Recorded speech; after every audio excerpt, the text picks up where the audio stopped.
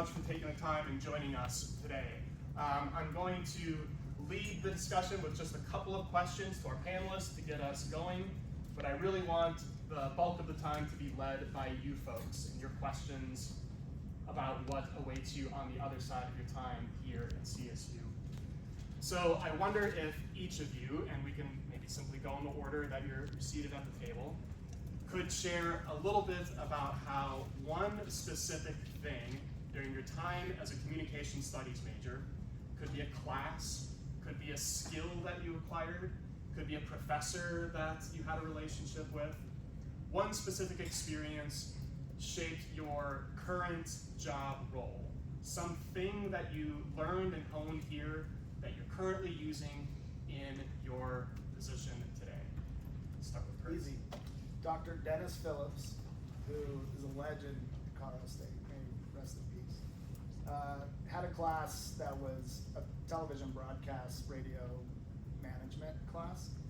And in that class back in the 90s, you actually didn't get Nielsen ratings, which is the ratings for television, as you hopefully know, until you got your USA Today on Wednesdays. And we had a class, it was part of a larger class of programming and broadcast.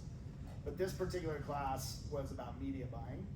And I kind of knew I wanted to go into the ad agency world from my time at Fake Concerts and watching how they promoted concerts at Red Rocks, etc., and kind of the campaigns that went around each show that came through and the ticket sales cycle, etc. So I got enough experience during college working as a runner to kind of know that's where I wanted to go.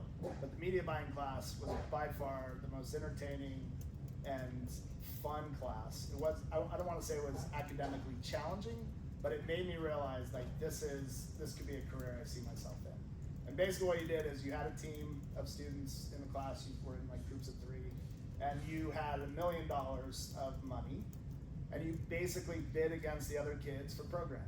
And you decided that I want to buy Monday Night Football for $1 million and clear out my whole budget, and that's my only show, and if it does a 24 rating, I win every week. That's one path, or the other path is you could just buy Good Morning America or shoulder programming or whatever it might be, and you put together a portfolio of programming. And every week when the ratings came out, we'd all get our USA Today and see what the ratings were. And whoever had the highest ratings for the week won the class. And our team was really good. And we had a strategy that we decided we were gonna buy mostly like specialty programming, country music awards, the Grammys, maybe a couple other award shows that no one really knew about back then, and that was going to be our portfolio. And then we would surround it with like Oprah, Dr. Phil, or some cheaper programming. And every week there was always a Grammys or a country music award or American Music Award or whatever it might be that would just crush everybody every week. So I was like, media buying's fun. I think I'm going to go down that path. So when I graduated from college, I had an opportunity to go work for Feld Entertainment. For those of you who don't know what Feld Entertainment is, they're the world's largest family show producers and promoters of live events. They play in all the big arenas, the NBA and NHL arenas, which I'm involved with today. And they do Disney on Ice. Anybody ever go to Disney on Ice? That's a Feld Entertainment production. Back then, they had the Ringling Brothers Barnum and Bailey Circus with animals. We had elephants, we had tigers, we had all that stuff. They don't have animals anymore. They had like American Gladiator Tour, a couple other things. But as a promoter, so that was kind of my first job out of college, you basically went, they told you you're going to Topeka, Kansas, and the circus is coming to Topeka, Kansas Coliseum. On these dates, you go in 52 weeks out, put together an ad campaign, a PR campaign, and you go spend money, you meet with the radio stations, meet with the television stations, and you promote the show. And that's when I knew I didn't make a lot of money, but I also realized like I love this live entertainment, media buying, marketing, promotions, creativity, PR events, whatever it took to get eyeballs that you're in town, and that's when I kind of locked in. So I credit Dr. Phillips and that class specifically for when I got this opportunity with Feld Entertainment to go, yes, I know I would like that. And then I just locked in, and the rest is kind of where I'm at today. Okay, there's also a person, Dr. Julia Benton-Horhager. She told me never to pronounce her last name. If I butchered it, don't tell her. She definitely formulated how I view the world and how I interact with people. I went on the Communication Studies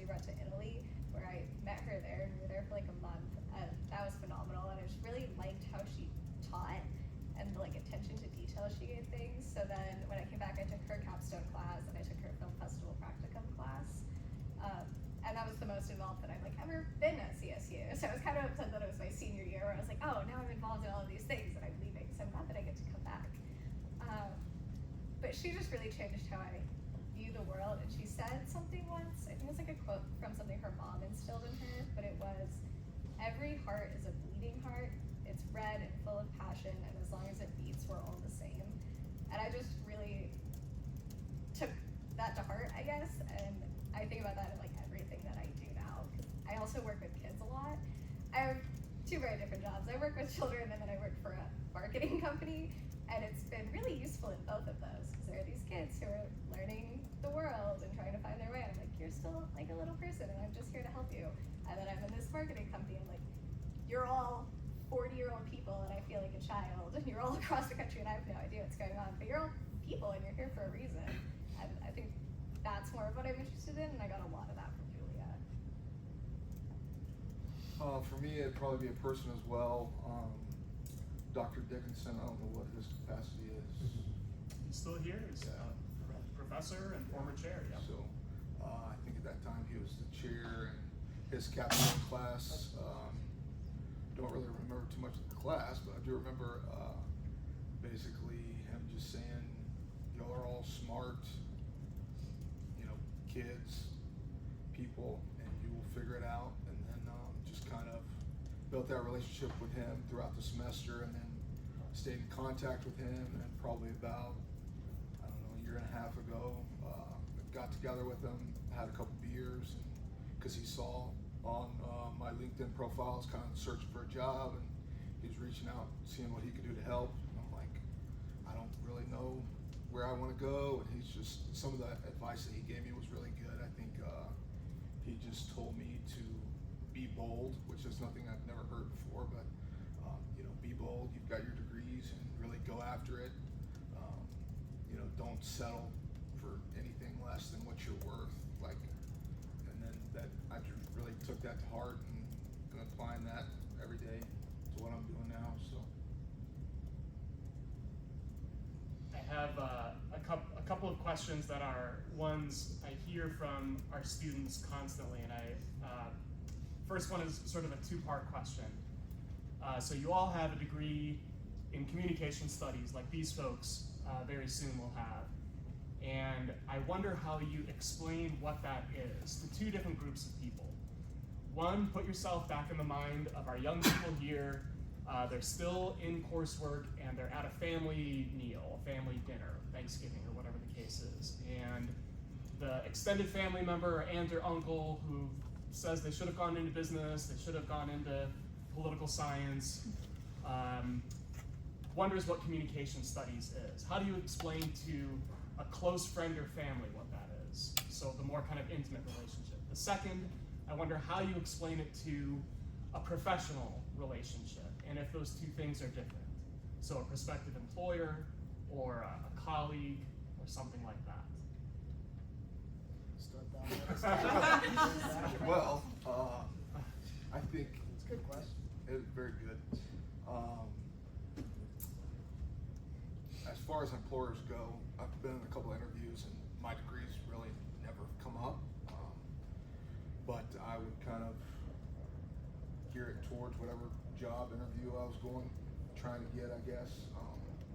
And then as far as What kind of things have you said in your own personal experience for the job that you have now, or? Well, I mean, so I'm in sales now.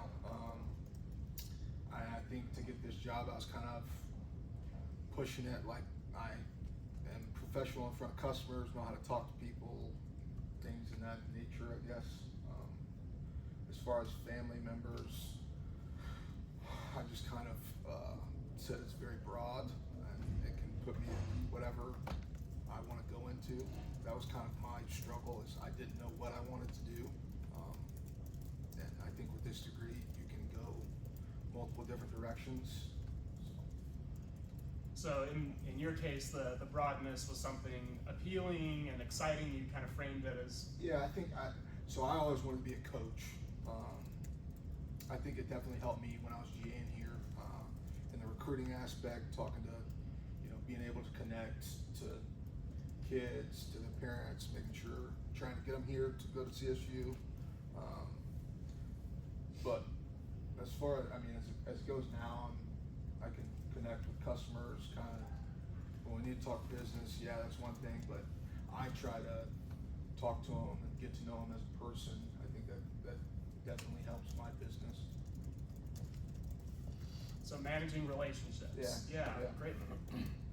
I agree with a lot of what you said. I think I've always viewed it in terms of people. And so I think managing relationships is really good in building connections. It also hasn't really come up in any interviews that I've done. When I interviewed for Harmony Media, I told them, I was like, I just graduated, like I have a bachelor's of communications, I got this minor in film studies, and they were actually more interested in the film studies part than the communication part. They were like, oh, communication's good, yeah, we like that. And they kind of just rolled with it, like it's just some broad thing that is really useful for a lot of different things. And then for like friends and family, I think I've just always, it's people-based, building connections like that. I like the interconnectedness of it. I would echo the same things. I can tell you, as you can tell by my age, I have daughters, all of your ages. I have a senior at University of Oklahoma who's getting ready to graduate. She's a finance major and she's, going into finance. That's what she did. My other daughter wants to be a nurse. She's at the University of Kansas. Somehow I cannot convince either of them to come here, which is a whole other discussion, but I tried. The reality is your degree really doesn't matter. And from a personal perspective, when people ask me what I graduated from Colorado State in, I tell them speech communication. Back then it was speech communications. I had an emphasis on broadcast. Was an emphasis back then. And it was kind of media buying, marketing related. However, as a mentor once told me, maybe one of the smartest people I've ever met in pro sports by a mile, never went to college. And he's a titan does everything in pro sports, has been president of NBA and NHL teams, and has his own company now. He would always kind of had this saying, he or she or the person who sells the most will move to the front of the line. And communication is all about the connectivity to people. And if you can get and motivate people and understand people and be able to talk to people and hold a room and present, it doesn't matter what your degree is from. Because at the end of the day, and even with AI coming on us like, a major storm, you still have to connect with people. To this day, I deal with team presidents, team CEOs, team owners in some cases, where I'm actually dealing with a guy who's worth $68 billion, and I'm having conversations with them about the business of it. It's technology, Ticketmaster, Live Nation Entertainment, concerts, all the things that Live Nation does. And you have to be able to sit in a room and have articulate conversations and carry the day. And if you don't, you get in front of those rooms and you're not carrying the day and you're not communicating well, someone else will come in and carry the day and communicate better, and you'll lose the day. So it really just comes down to, and there's lots of things, at least when I was here, rhetoric and Western thought and all the famous orators through the years, whether you're looking at Socrates or a Gandhi or whoever inspired civil rights or a women's rights vision and carried the day, people have to rally around people. Whether you're a manager of people or you're selling something, it doesn't matter. And also, when you're coming up as a young executive in a business, you need to be able to communicate up. But you're not in a position where you're communicating up so much that you're not communicating across and down. So always remember, it's all about the communication, connecting with people, understanding people, knowing their roles, knowing their names, having good conversations with them, not always about business, but about life, about what they care about, getting to know them. And once you start connecting with them, they become your friends. I've been in this business for, 30 whatever years, 30, if you count my time in college, it's well over 35 years since I was 16, since I could drive a car. And in case you're wondering what a runner does, they go on runs. So they're gophers. And when I would go to Red Rocks, I was the first one there at 5 a.m. when the trucks were loading in and building the show. And I was the last one to leave, picking up the roadie towels from the shower room. That's what I did. I made $100 a show. But I also dealt with tour managers, tour accountants, artists. I met many of them just because they needed me to go buy them a pair of shoes that somehow they left in the last city, whatever it might be. But you're constantly dealing with people, and sometimes you don't even know who you're dealing with. I always ask a question. Did you talk to the person next to you on the airplane today? Yes or no? How many of you sit on airplanes with your headsets on? How do you not know you're not sitting next to me? Where I have a massive staff. We're always looking for, young people who are wanting to get into the business. And it may not turn into a job, but it's gonna turn into a conversation, which could turn into a job, or at least somebody who knows somebody who knows somebody. I always let people connect with me through LinkedIn, just so they can see my network, not necessarily because we're gonna become BFFs or whatever, but I deserve in my position the chance for others to come into my network and understand what I do. And that is all part of what we in this school kind of strive for. Whether you're learning about Western thought or you're learning about sociology or film or whatever it might be, it's all about the connection. Because again, music, film, it all tells a story, and as do we, right? That's kind of how it is. It's great. And it never comes up in business, ever. I speak to the business school all the time, by the way. I go to the sports marketing class across the street, and I speak to classes every year, and they're no different than you. Just because they're in business college and you're in speech communication, it doesn't really matter. Somebody who's gonna impress me is gonna impress me. I don't ask them, are you a business school major? I don't care. You've all spoken to this in different ways a little bit already, but what is the biggest strength of your training, of having a communication studies background that you've experienced that these folks might not yet know they possess because they're not fully in the working world yet? You can kick this one off. That's okay. I'll go first on this one. I think presenting, actually. The entire time I was here, I was doing presentations, and every time I was like, I have no idea what I'm saying right now. I'm just getting up here and I'm talking, and here's this work that I did. But it wasn't until I actually got this full-time job where I'm not presenting things, but I'm seeing other people present things who didn't come from communications background, and they don't know what they're doing. And it's been really eye-opening for me to watch them give a 10-minute presentation where nothing on the slideshow matches what they're saying, or they're stumbling over their words, or they're just so nervous that they forget what they're talking about. And when I was oh, I thought I was stressed and I didn't know what I was doing, but I actually have a lot of training and practice in this. So that was just really eye-opening. So it's I felt I didn't know what was going on, but it turns out I'm actually good at presenting, and I didn't notice that while I was in school. I've only noticed it while I've been seeing other people. But also talking to people, generally understanding from relational communication courses, that was also really beneficial because I learned how to talk to people in different aspects and in different situations, because it's different where you are if you're on a plane or if you're in a meeting or if you're doing this or you're talking to someone in class. And that I've recognized a lot more being in a full-time position. I talk to people differently, and I have to recognize where they're at in my position and their position and what's going on and where we're at in the situation. So that and presenting are definitely the big ones. Good, yeah. I would just add, again, learn. You're in college, you're learning, right? As you go through life, everything is gonna be about learning. You learn about people, you learn about their business, you learn about what makes them go, what their frustrations are. So never stop being inquisitive. I think that's the biggest mistake people make in business. They think they know everything, and they don't. And if you know that you don't, and you go in as a position of, I don't know everything, I'm still learning just like you. I'm 55, and I sit in meetings all the time where my mind is just bending. And whether it's with engineers or product managers, people way, way smarter than me that can do stuff on a phone that I can't even imagine how they code it, you're still learning. Being on the technology side, I've realized that they can't talk to clients either. They know how to build a product on a phone and make it send 75,000 tickets out like that. But they can't sit in a room and have a conversation with an owner, a team president, or a marketing director, or whatever it might be.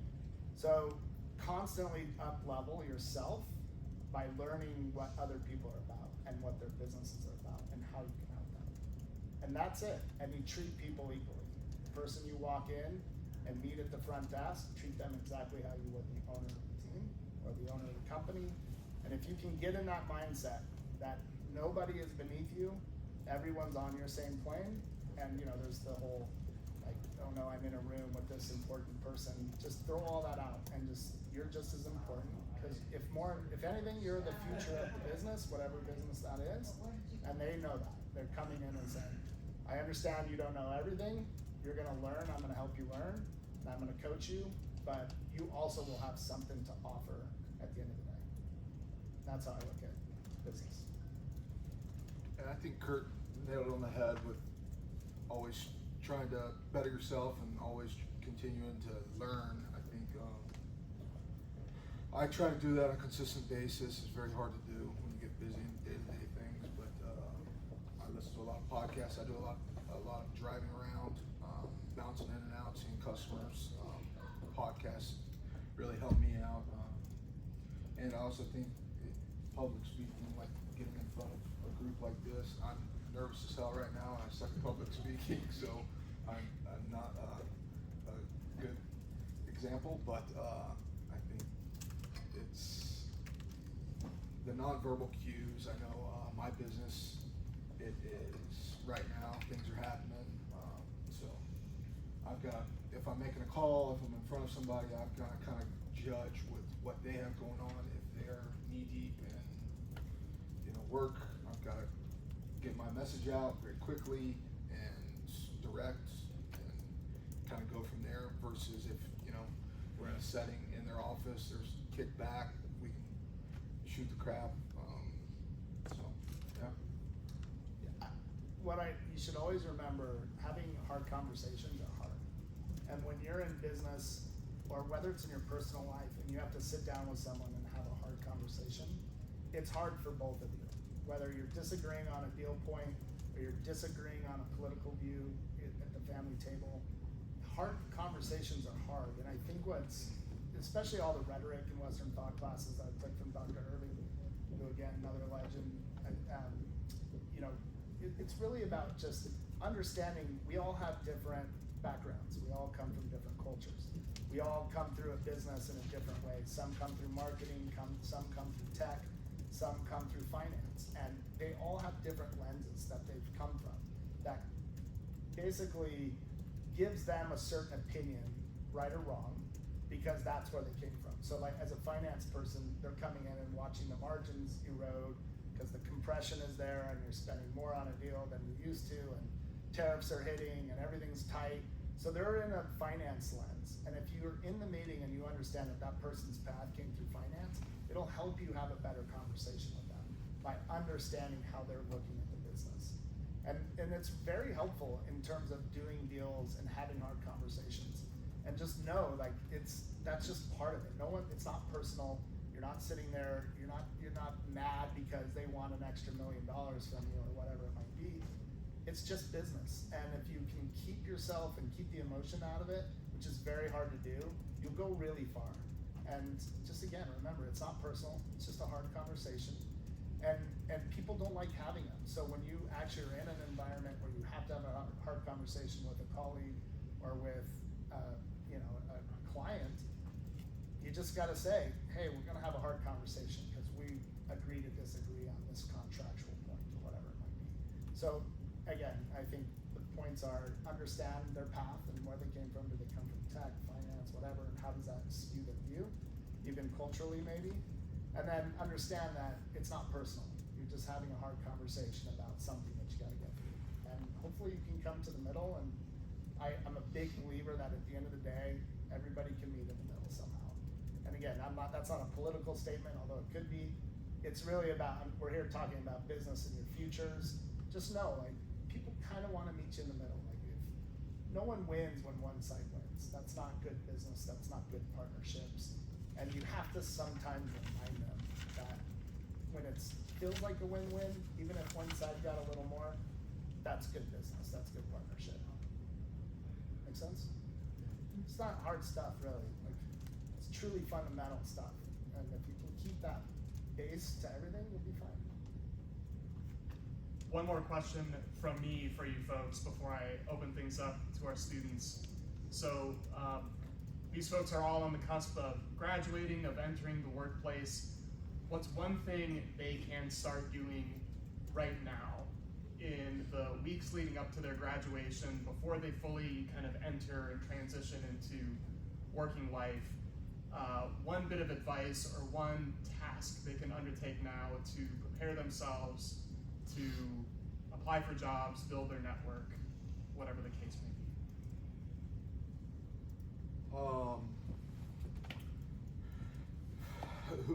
Who has a job lined up in the crowd?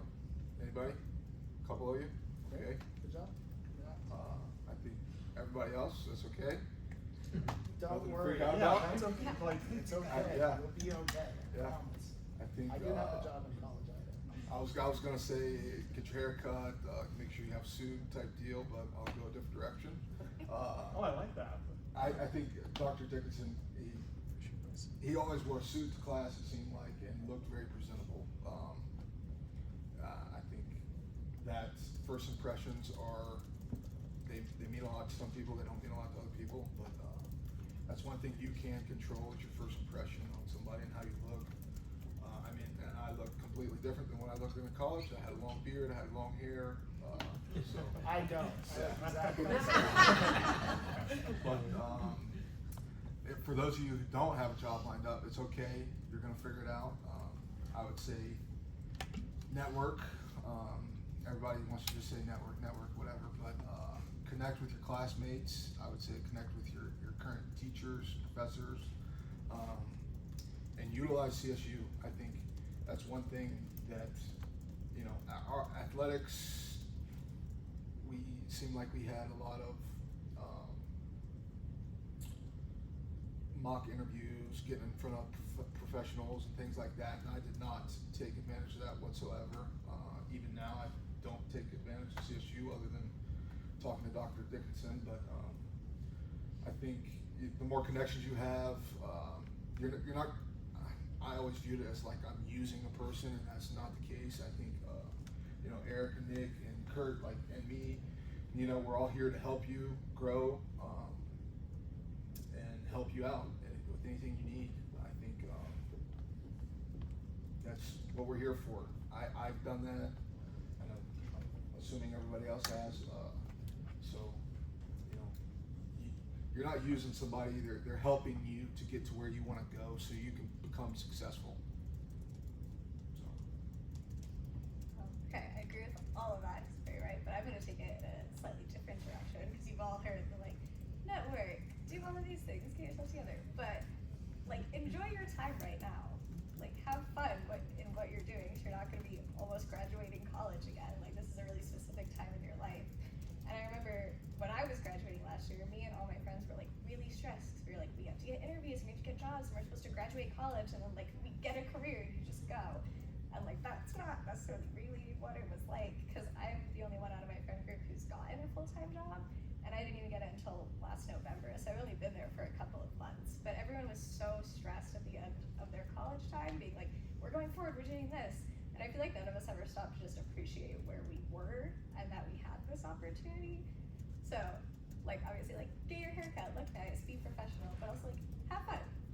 Enjoy your time. Don't forget who you are. Go on that trip. Yeah, go on that trip, go do something. Yeah. Like, But don't go on celebrate. But don't go crazy, but like, Just don't go celebrate in debt. yourself. That's all. Just, you go on a trip, just don't go in debt to go on the trip. Yeah, Yeah. be reasonable about it. Like, you're all smart people, but like, don't forget who you are and take care of yourselves too. It's not just about the career after you graduate. I would say yes. Say yes when it's hard to. So, as an example, when I first went to work for Feld Entertainment, I knew it was the right business for me. I knew I would like it. I knew I could do it and be good at it. But more importantly, I wanted to learn. That goes back to my earlier saying. I made no money. My oldest daughter, she's a finance kid, so she's going to work for Morgan Stanley, and she sent me her job offer and said, "Dad, is this a lot of money?" And I was like, "Do you want me to show you what I made my first year out of college, and then you can answer the question yourself?" I made no money. I think I made, and this is true, I'm being totally honest, I think I made $15,000 base in 1992, which was way below the poverty line. And the difference was back then, we could barter for hotels and car trades and stuff, so I didn't have a lot of living expenses. I lived on the road. So when I first got the job, they said, "We're moving you to Kansas City." I was like, I grew up in Denver, or grew up in Inglewood. And I went to Inglewood High School, by the way. I think it's really important to understand. Like, I went to Inglewood High School, it was a fine high school. It's a small high school. It's not in the world's greatest neighborhood or whatever back then in the 90s. It's a fantastic neighborhood now. But it didn't matter where I went to high school. I outworked everybody, period. Whether it was in, school, I knew I had to show up early. I was never late to anything. And the first time the boss ever moved me to Kansas City, I said, great. Never been to Kansas City ever in my life. I'm like, next thing I know, I'm flying into Topeka, Kansas, doing a show, setting up, moving in, finding an apartment in Kansas City. Then he says, you're moving to Nashville. It's like, great, never been to Nashville. Grabbed all my stuff, which fit in one car in a 88 Acura coupe thing. It's tiny. Drove to Nashville, lived in Nashville for 10 months, and he says, oh, I'm moving you to LA. I'm like, great, LA, I love LA, been to LA, it's sunny. Same car, everything I own fit in the trunk and in the back seat. Moved, found a little place in Hermosa Beach, and started doing shows in LA. But I never said no, and it was never about the money to me, it was about the experience and the ability to learn and grow my network. Every city I went to, I met new people, new radio stations, new media buyers, new this, new marketing, new PR. My network just kept going like this. If you go onto my LinkedIn, you'll see I have a huge network. But that's from 35 years of meeting a ton of people. And now I oversee all of North America, and I have 28 of the 32 NHL teams as my client, and I have 25 NBA of the 30 NBA teams as my clients. I work with the WNBA, the G League, working on the league side, and so I'm everywhere. In the last 3 weeks, I've been to Madrid, DC, Nashville, Ottawa, and Seattle. In literally the last 3 weeks. I'm always on the go. At my age and in my role, I could just sit in my office and have my staff do it, but I'm not gonna learn what's going on out there. So I'm still, at my age, grinding every day. I wake up, I was up at 5:30 this morning, I was on calls the whole way here, figuring out what's going on. I got a bunch of deals going on. It's busy, we're in the playoffs, making sure technology is working, talking to product managers, talking to UX people. It never stops. And the second you think you got it made, you don't. Someone's gonna come in and kick your butt, and you better be ready for it. And that never ends in business. And if you don't have that mindset, you'll get crushed. And I can tell, every kid I talk to, I can tell, do they have that mindset? Do they have the instincts? Do they have the grind? Are they sleeping in until noon? Remote work, to me, is not great for this generation. You might think it's great, you get to walk the dog anytime you want, sit around in your PJs. It is not good. You need to be out and about. Life happens outside your house. So for me, if it were my company, and then we have a ton of remote people. So engineers can be remote, they're engineers. They don't really interact with people, they're just in there coding all the time, making sure the network's running. Programmers, maybe not need to be in an office, but on the business side, the marketing side, the communication side, life is, you're communicating outside. Zooms only do so much. And that's just my opinion, is always say yes, and be the hardest worker in the room. I'm telling you, being the hardest worker, they notice. People notice who's grinding. It's just a fact. And again, as my mentor, Tim Lightwicki, used to say, that person who sells the most moves to the front of the line. And to me, life is all about selling. You might be in a communications school, but you're still always selling. It doesn't matter what business you go into. We are all products of trying to get people to like us, to trust us, to want to do business with us, to want to interact with us. You're constantly out there trying to make yourself better and understand people better. So that'd be my take. Thank you. Folks, what questions do you have for our alum? Yeah, in the back. I guess a question I have, I currently work in sports and I've had like a part-time thing for a while. So a question I just wrote down and you guys touched on this is how can we utilize connections for all of us in our part-time jobs to help us in the future, even if it's not necessarily like what we want to do? So what do you do? I work for the Rockies in their in-game entertainment. Okay. Who's the director of game entertainment for the Rockies? His name's Ken. Who's the director of game entertainment for the Colorado Avalanche and the Nuggets? Who's the VP of game entertainment for Cronkite? You should know who that is. Yeah. takes one Google search. Yeah. The one thing kids do that drives me crazy is I get a call from a parent, somebody I know, and they say, will you talk to my kid? And I always say yes. I always find time to talk to somebody I like to their kid. Luckily, I never have to do that for my kid because she's way smarter than me and does math and crazy stuff with Excel spreadsheets that I can never do, that my finance director does for me. But when it comes to people wanting to get in this business, I'll talk to anybody. I always give them tasks, and I can tell every single time that I'm talking to a kid that they don't really want it. They want to work in sports, they don't understand what it takes.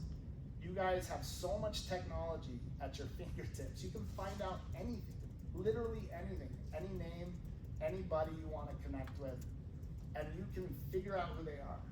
And then if you have a boss, a director of game entertainment at the Rockies, guarantee you he knows Steve Johnston. Steve Johnston used to work for me when I was at the Kroenke group, that's why I know who he is.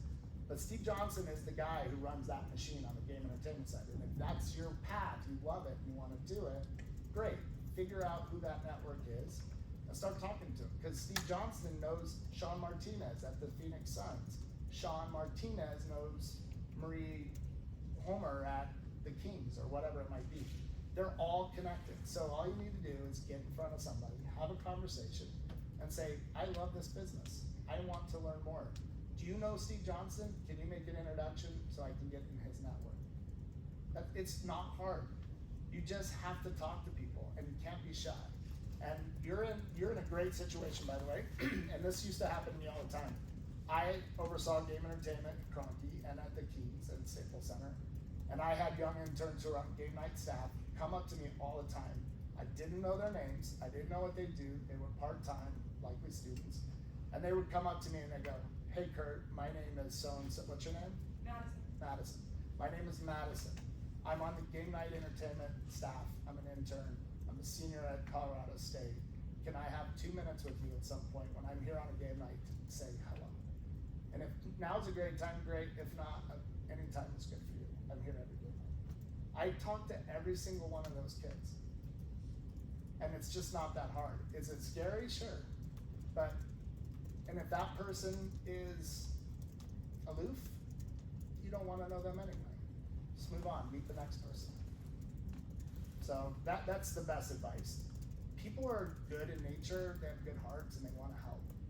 And I've been super lucky. Like I went to Inglewood High School. Like I came from nothing. And I've had an amazing career. My parents always taught me grind, be the hardest worker in the room. And was I an A student at Colorado State? Absolutely not. I actually pulled out my transcript before I came up here. It wasn't terrible. It's like a B student. But at the end, so speech real fast. I'm still friends with at least 5 people from my communication school. One of them, my fraternity brother, is a he was a communications major, is a big time baller at a hedge fund. Like, baller. And nothing about finance, he came from communication. Another person I'm very close with still, because her son also goes to Oklahoma, she's on the corporate side at Deloitte, but she's a baller. Like she reports up into like the top 3 people at Deloitte, nationally or globally. And she was in this communication school. And then she went to a consulting firm after that, I think it was McKinsey.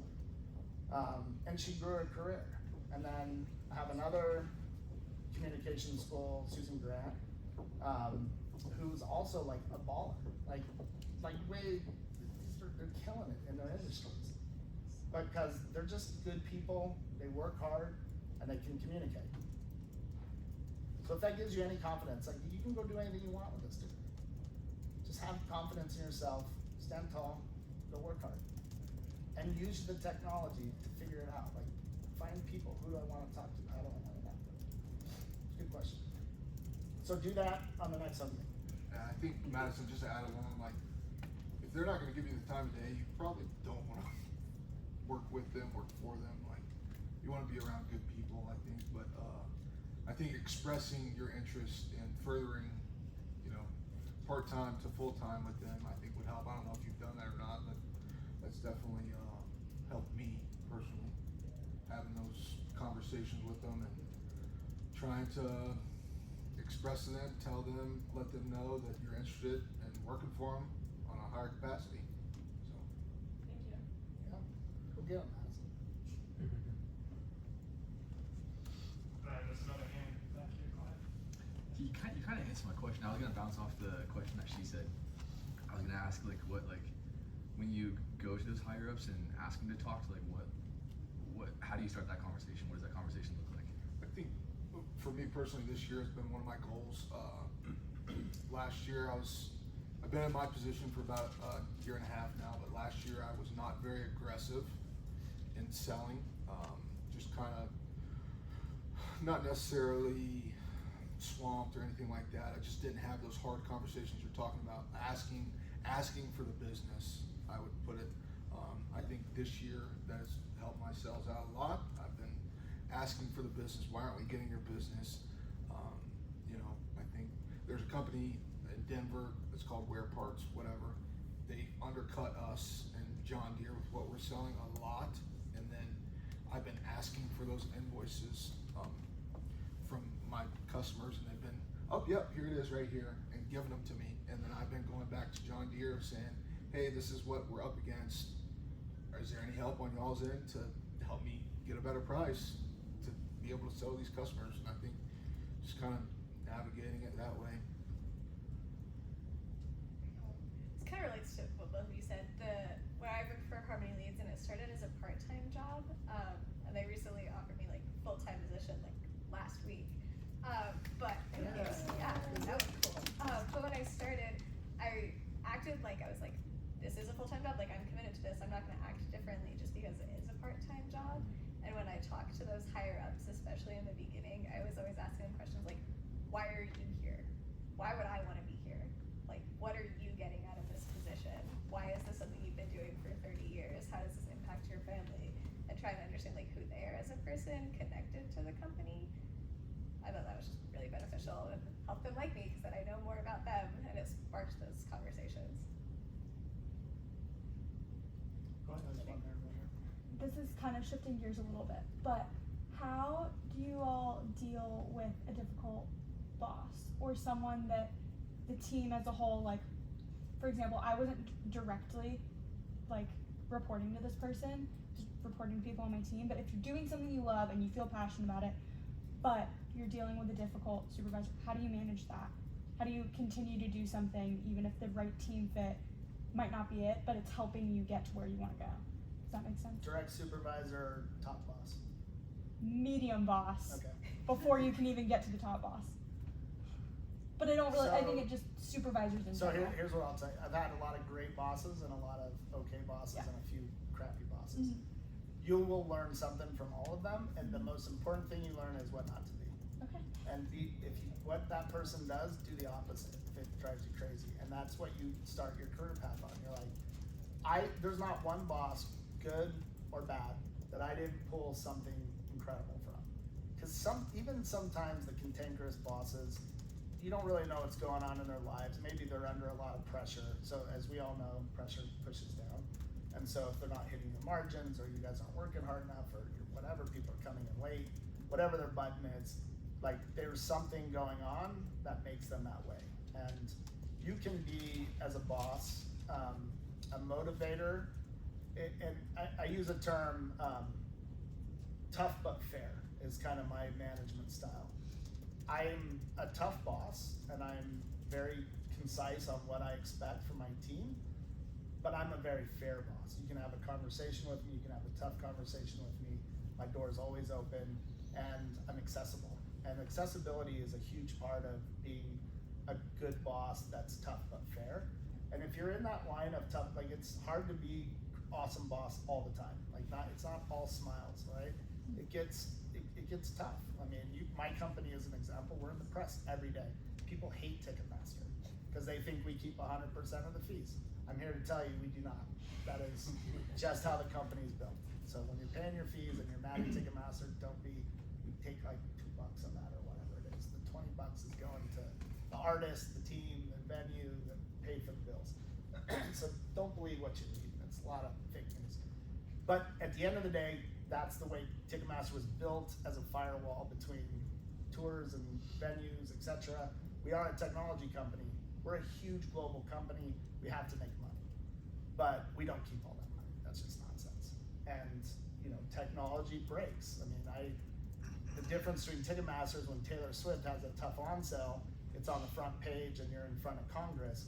When your Xfinity goes out for the day and you have no Wi-Fi and you cannot work, that doesn't end up on Capitol Hill. But people get very passionate about sports and very passionate about music, and it's just the business we're in. We're very public and very, same thing if you work for the Rockies or you work for the Broncos. When they're losing, it's everybody's fault, right? Everybody's mad at you. The popcorn's terrible and the sodas are flat and nothing's warm. But when they're winning, doesn't matter, same exact temperature, and it's great, everything's awesome. So that's just life, right? So when you have supervisors, use it to make you a better person and a better manager. Yeah. My question is kind of leaning more towards sales, and as I am interviewing and going through passing out my resume and meeting and networking with different people, I have gotten the advice a lot to make sure that you finish and make sure that you do sell and make sure that you say I look forward to hearing from you, I'm looking forward to connecting and doing that. And I'm wondering where's the line of overconfidence and overdoing it? That's a good question. Yeah, I struggle with that. I don't want to come off as cocky or an asshole, but I also want to be confident. I don't know.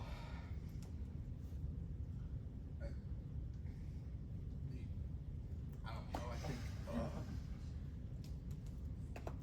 I try to present myself as being the guy.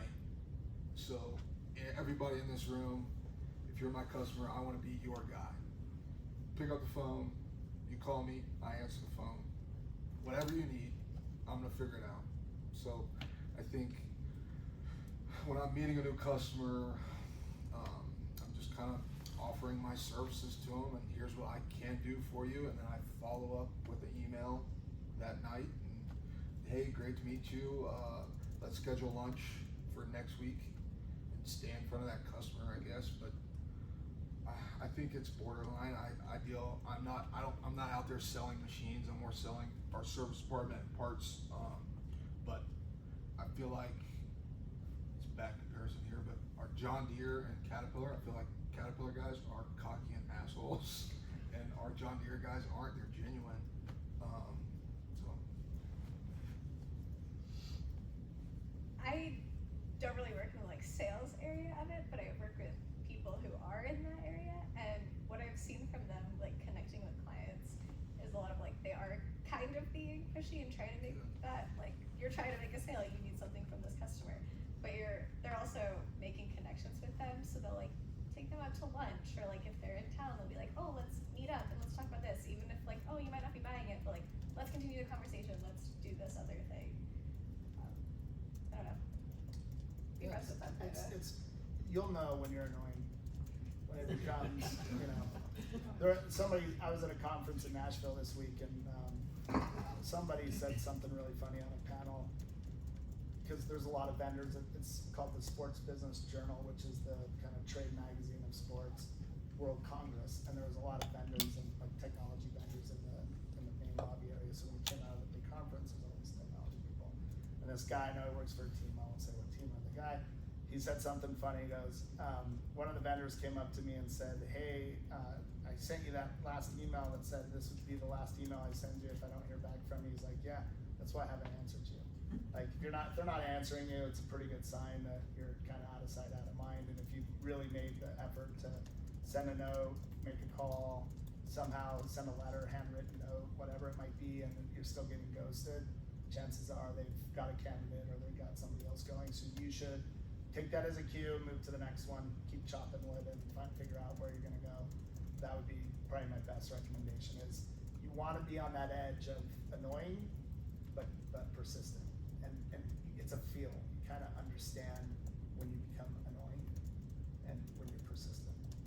And again, this is where the world of being in the communications world, the interpersonal stuff and nonverbal stuff, it's you kind of get the cues and play off the cues and go from there. But don't if you're putting all that in, just move to the next thing, because it's a numbers game. Yeah. You're constantly playing the numbers game. When you get the opportunity, don't blow it. Yeah, Like, that's a good. if they're calling me and it's the first time they're calling me and they're wanting a 50-cent O-ring, I'm gonna go get the 50-cent O-ring Love and that freaking analogy. hand deliver it. And Yeah, that's a great analogy. there's no cap to what it's gonna turn into. I love it. And again, connecting with people is as simple as the Milwaukee Bucks are playing, or the Milwaukee Bucks are playing the Pacers. And at the last Pacer game, there was 4 guys on the court side in full gear for like hunting gear. Bright orange. Did you guys see this meme going around? So these 4 guys, courtside seats, very expensive seats. They're all in head to toe orange and camo, and it made the rounds. And I took a screenshot of it and sent it to a high level executive of the Pacers I hadn't talked to in like 2 weeks or 3 weeks. And I just sent him a text. I was like, "Are these your buddies?" And he laughed and came back. And that's how you just be natural and organic about it. Find those little cues where you can kind of do a little fish, a little connection. And then that's it. That was it. That's the end of the conversation. And then I'll wait till the end of the series and have a touch point with them, etc. So even in my role, I have the whole team under me. I still do stuff like that on a daily basis to stay connected with my clients, because that's my job. So if I'm not doing it, someone's going to come take my seat, and I don't want that because I love my job. So Can I ask just a clarifying question, like building off of that? For folks who are early career, like these folks are, would you say generally it's better to err on the side of being a little more assertive and kind of banned to be backing off? And okay. Yep, it's right. You got to be on the edge. It's like anything you're uncomfortable with, right? You kind of feel the uncomfort.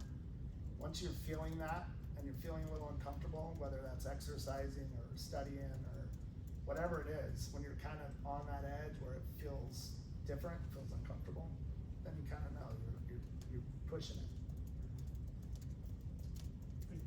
Bring in there, Hank, yeah. I just had a quick question on like interviews and how you go about closing interviews. What would you say is like the way to stand out in your close? How would you phrase whether that's a closing question, asking if you're someone to keep in mind? What would you determine as someone that would stand out at the end of your interview? Yeah. It's a good question. Okay, when I interviewed with Harmony Leads, this is probably not going to be exactly what you want, but I went and I was very organized with all of my things because it was a part-time job. So I came with like a calendar and I was like, this is my current availability. Here's when I can work.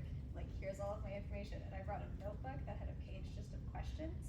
So after they asked me a bunch of questions, they were like, okay, like, do you need anything? Do you have questions? And I was like, I certainly do. And I opened this whole notebook and they were all like, oh, you do have questions. And I was like, yes. And I asked them all like really intimate questions about the business and why would I be there? And like, why are you here? What are you offering me? All of these like intimate details. And then at the end, I just asked them like, when can I hear from you? And I shook everybody's hands and I just thanked them all for their time. And then I just kind of left. So I was kind of really straightforward and really organized with it. And it worked well because then they said everyone else they interviewed was kind of older and they just like brought like a resume and they were just chatting and they were all like way too casual. And so I think there was definitely a level of casual but really organized, like here's what I want. I'm gonna be really specific and direct with you because you're interviewing me, but I'm also kind of interviewing you because maybe we're gonna sit here and have this conversation and I decide that I actually don't wanna work for you and I disagree with this. So that's what I got for you. I think with what we see in our business is, for our company, Four Rivers, okay, so-and-so sends in their resume, yada, yada, yada.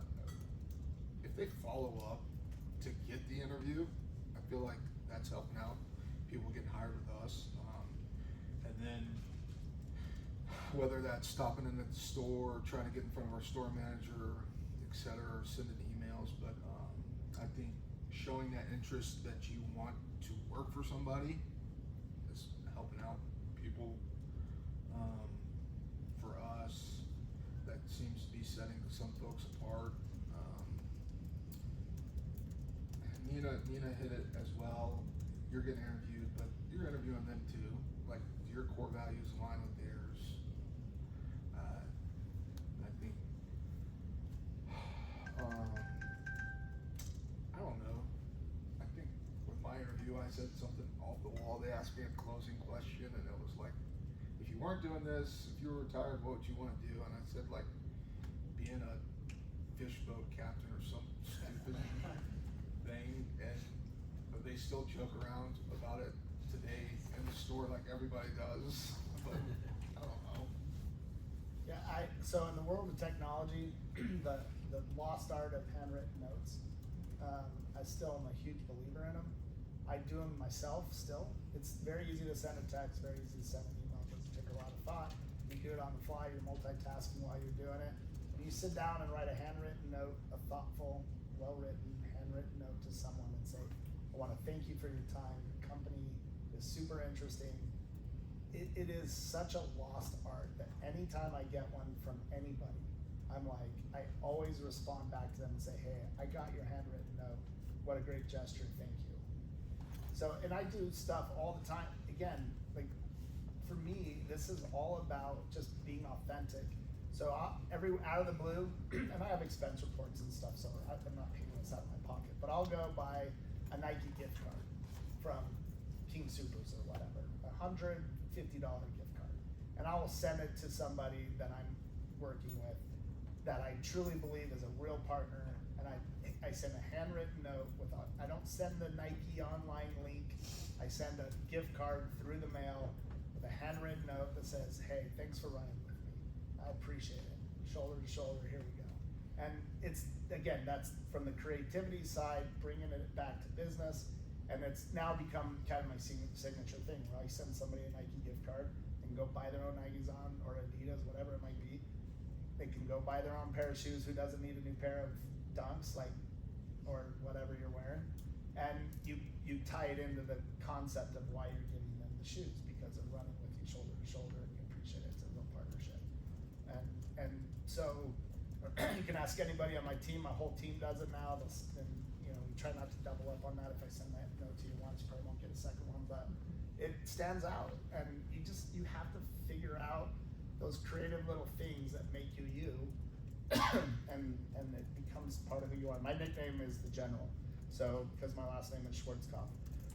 So most people in my industry, they call me the General. So if somebody says, hey, the General was here last week, they're talking about me typically. Now, I wasn't a general in the military. I have the same last name as a famous general from the 90s, Norman Schwarzkopf. But that's it. So it's become a little bit of my persona in my business, where it started out with a couple of LA Kings players, because they have hockey players. Anybody in here play hockey? Y'all have nicknames for everybody. So hockey players love a good nickname, and it was in the mid-90s when I went to work for the Kings, and they started calling me the General. So, and it's just stuck. And so sometimes I'll send camo to somebody that I know is a big hunter and go, hey, look out, make sure you're the General out there, no deers gore you or whatever. So you just find those little things about people and tie it back into your persona and just be creative. Like it's like I sit on a board for a hospital, UC Health in Highlands Ranch, and I leave the board meetings every time going, these people are doing real work. They're saving lives.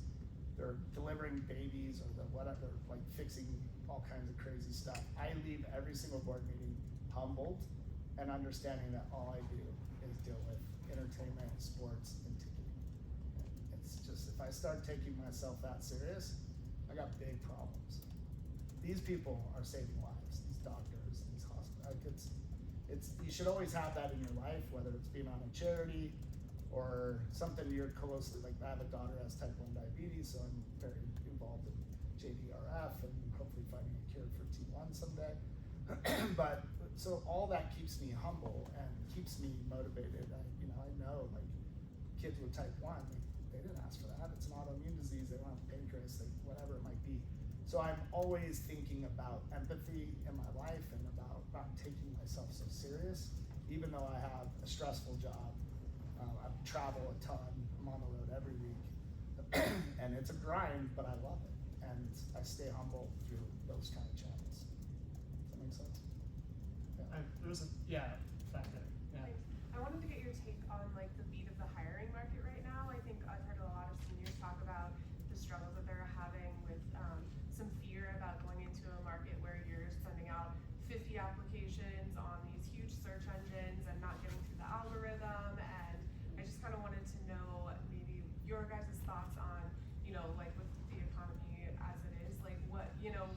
job, getting that interview seems to be increasingly harder from what I've kind of understood from a lot of different people and how to stand out. And also, like, if your companies use those big search engines and if that's how you find people, I would be interested to know. I think Four Rivers does use some search engines, things like that. I think the construction industry in general goes up and down, but I think right now people are hiring. Kind of depends on the scale of things, but I think Four Rivers, I think we're looking for mechanics and not necessarily salespeople, but people in the service department, things like that. But everything that I've seen from my smaller customers to large customers, the economy's turning a little bit and they're starting to work and big jobs are kicking off and the little guys are starting to get gangbusters busy. So I don't have a lot on that one. I'm not really involved in that aspect, but I think that my company uses Indeed, and I know that they also are looking for a lot of younger people that they can kind of mold into something who don't have that much experience. I know we have an intern right now, actually like from the communications department, and they really like him, and so they're trying to formulate an actual full-time position to offer him, and then they want to try and do another internship next year. So I know at least my company is really looking at younger college kids, but that's all I got for that. Yeah, so we're a global company, we're publicly traded. We have recruiters in-house. There's a lot of postings, a lot of them are engineering related, programming related, because we are a technology company at the heart. So Live Nation, which is the world's largest concert promoter, they're obviously a larger footprint. The way our verticals work is we have technology ticketing, we have artist management, we have venue management, like we own the Fillmore, we own the Summit. We have, I think it's like 160 venues in North America, and we're in the venue business as well. And then we have a live promotions division, which is doing like Kendrick's tour or whatever it might be, whoever's big. We have a global touring division and local offices. So it gets complicated for kids because they can't figure out when there's a posting up, let's say it says Live Nation Chicago, and they don't really understand that that's not the LA office or the Denver office, it's actually Live Nation Chicago. So I would tell you that when you're in those links, really read, because I think there was somebody from CSU who just sent me a posting for an internship. I don't know if that person's in here or not, but they said the link's not working, I can't submit my resume, and I looked at it and it said position closed, the internship. And I just messaged them back and said, I'm sorry, it looks like this one's closed, but if the next one, let me know. So you just have to really read, make sure you understand if it's regional or national or where it's at, what the location is. And then take it a step further, even though they do make you submit online, there's always, like in our company, we have Live Nation Entertainment HR recruiters. We don't use third parties, but I always tell kids in sports, that's where the networking comes in, because there's a big portfolio. Kids tend to like get so locked in on one channel, they don't open up their eyes and go, okay, what is the scope of, like, again, you want to the fishing captain over there, you want to fish where the fish are, right?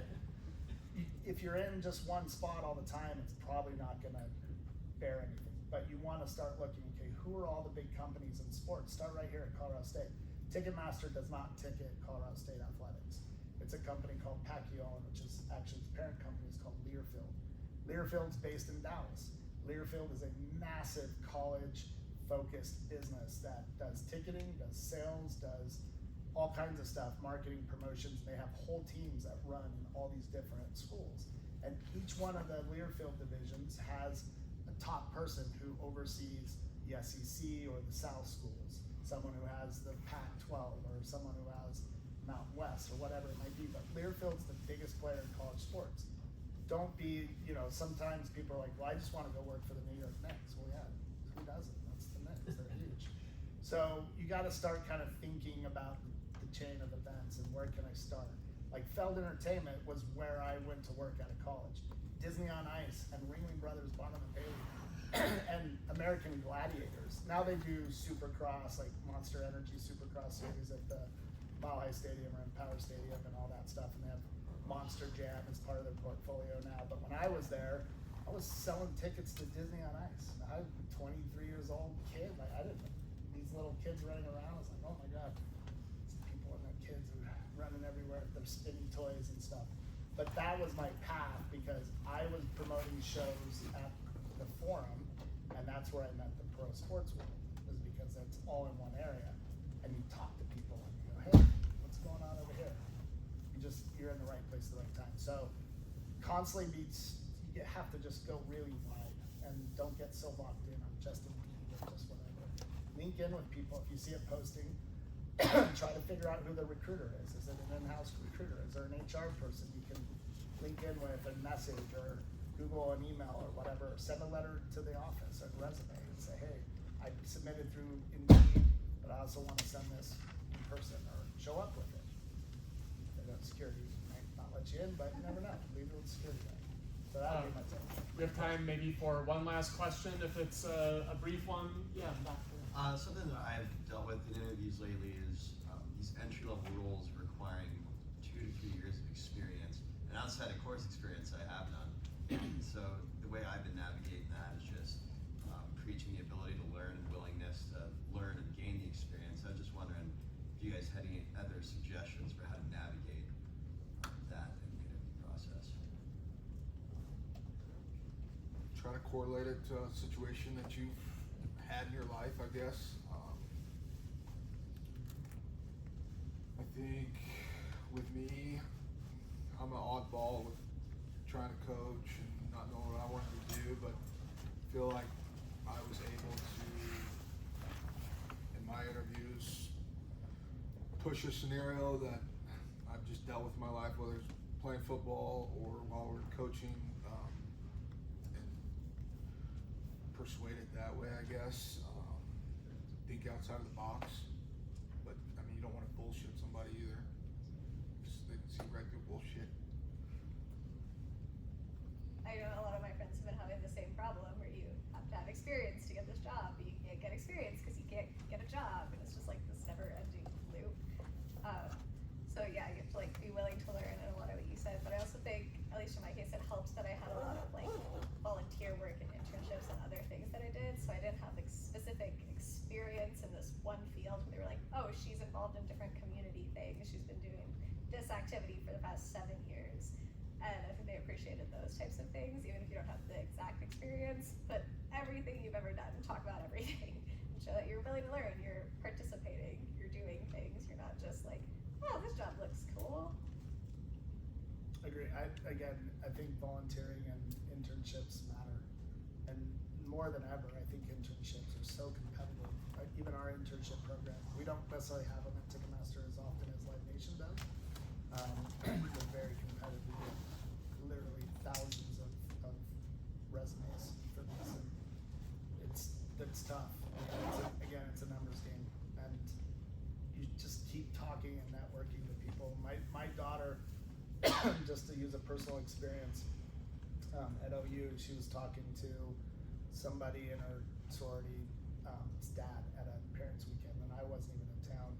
And she literally just talking in a lobby or whatever, and the dad asked her, well, what do you do? And she's like, I'm a finance major. He goes, oh, I'm in the finance world too. And she's like, oh, what do you do? And she started just asking tons of questions. And at a certain point, the dad's like, oh man, okay, I see where this is going. Well, let me put you in touch with somebody at Morgan Stanley that I know. And that's how her internship came. Totally organic. Wasn't like talking to this dad with the sole goal of like getting a job. That it was totally ancillary, but that's how it happened. So it's just a lot of connecting and talking, and don't be shy. You just never know when you're going to talk to that one person who needs somebody or knows somebody who needs somebody. It's a numbers game. The sales person in me always goes back to that. Everything is numbers. That you just have to throw a really wide net, and at some point something's going to get in there.